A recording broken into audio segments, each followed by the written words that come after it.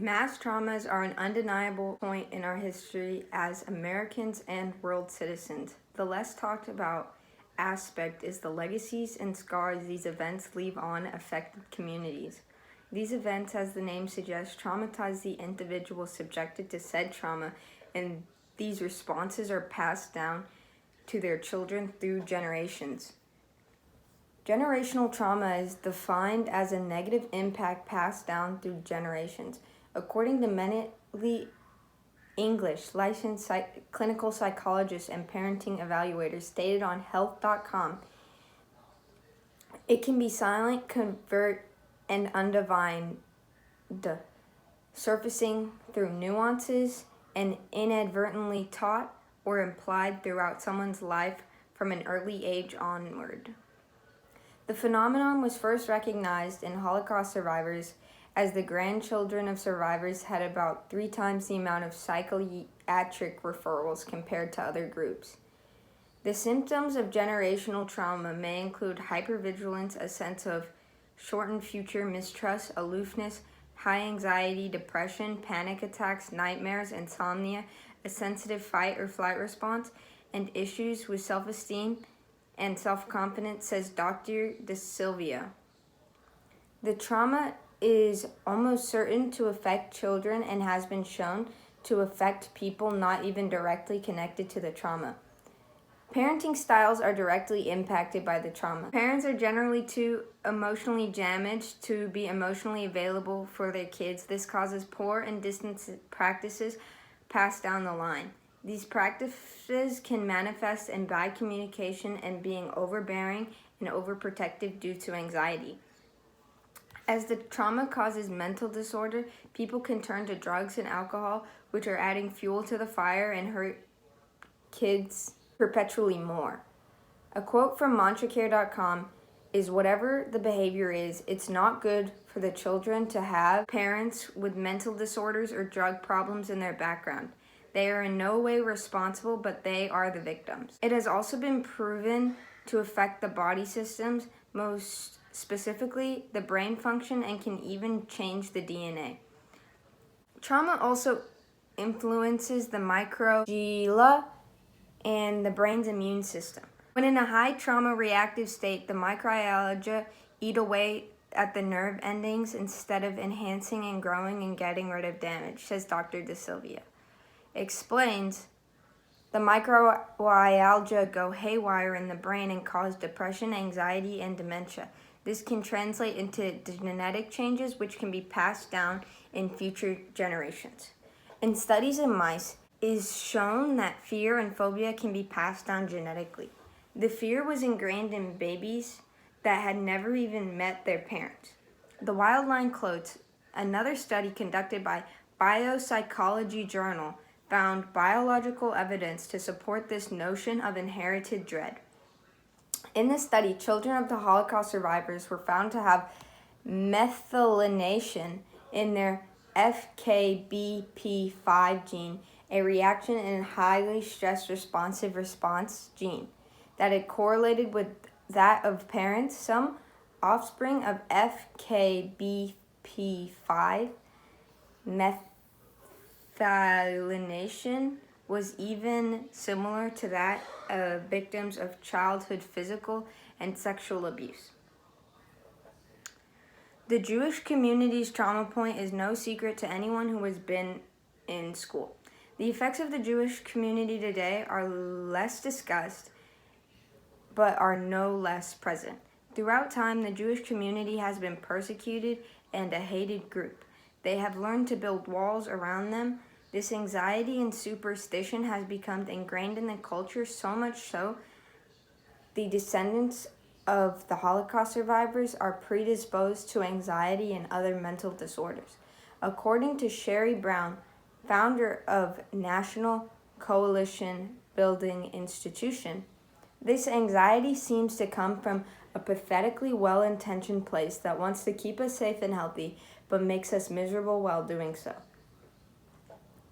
Children have been shown to feel and absorb the stress and anxiety that their parents feel about the tragedy of the Holocaust. In the experience of Gaia Jones, and she describes what it's like to be a Jewish person and a story of in a summer camp truly realizing the hate for Jewish people. She explained she had always had anxiety surrounding the Holocaust and near felt the pain of her ancestors. When she went to a Jewish summer camp, she soon realized the reason for the armed guards at the entrance when a group of locals snuck in and drew swastikas on the bunks. One of the girls had pretended to be a German, inciting a trauma response, as she described in the article, shaking with fear, hunger, and cold. One hand clamped over their baby's mouths. My heart raced, my legs and shoulder muscles tense, my breath sped. I saw lines of emancipated prisoners marching through the woods in the freezing hours of the morning, machine guns snapping in the forest filling with smoke, arms twisted over bellies, feet falling into mouths.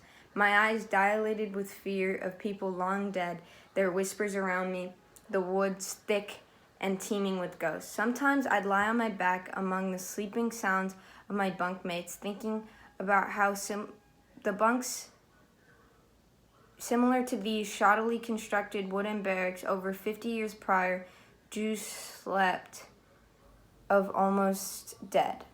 They starved and burned with fever, scratching at lice crawling over their body. Nature to me meant the ideal images of camp and its fragrant sun-baked pine, but also the nightmare of the camps, Jewish crouching in the brush or being moved down in rows of machine guns in the forest. And she was not the only one, as some of her friends, descendants of survivors, expressed an inability to use the steam rooms because they are too similar to gas chambers. The nervous Jew archetype has been expressed in many pop culture shows like Family Guy and South Park. With that also comes a sense of pride and strength the community feels, as they have been so strong in the face of trauma. Many laugh at their so-called neurotic behaviors and are so proud of how far they come. The Jewish community creates a culture of light in the darkness that they face. The Black community's darkness is no secret to any Americans and has also experienced a lot of trauma and persecution. And although the event of the trauma may have been different than the Jewish community, the long-term effects have been overarchingly similar. The minds and bodies of Black Americans have also been affected in a similar likeness to Jewish individuals. Anxiety throughout generations is increased in Black people, and the community is linked to higher blood pressure and other stress-caused illnesses.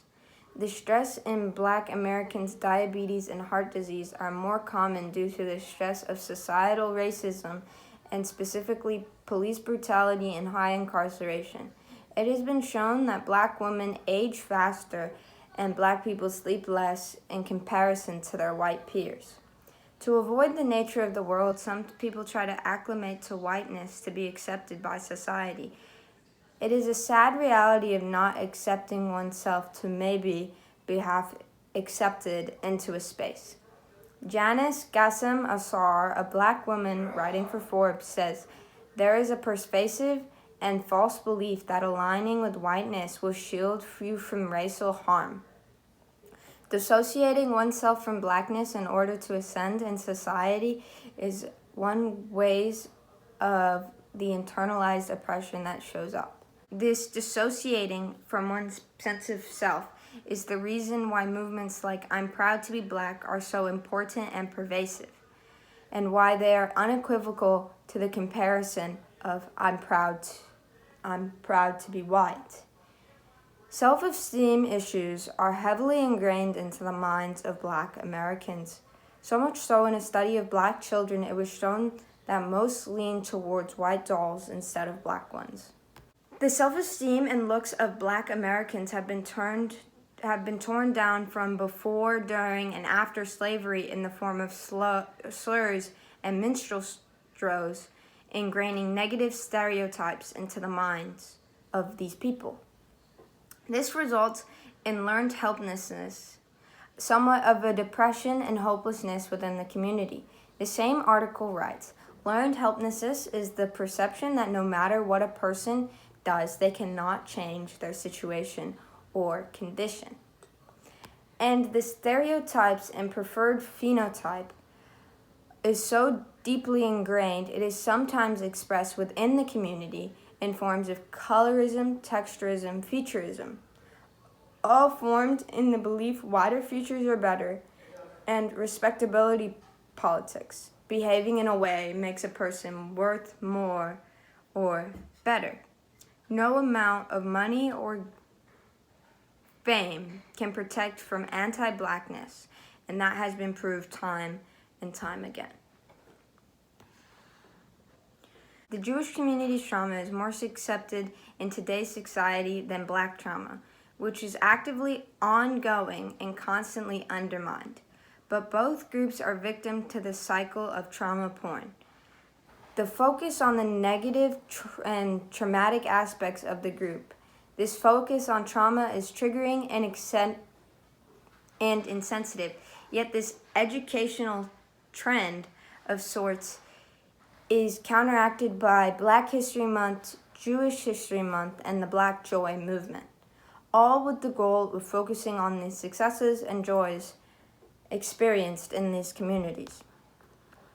The stem of both communities' trauma are so different, yet the effects manifest in such similar ways in anxiety and health effects. It is important during the discussion and education to not just talk about the events, but their after effects.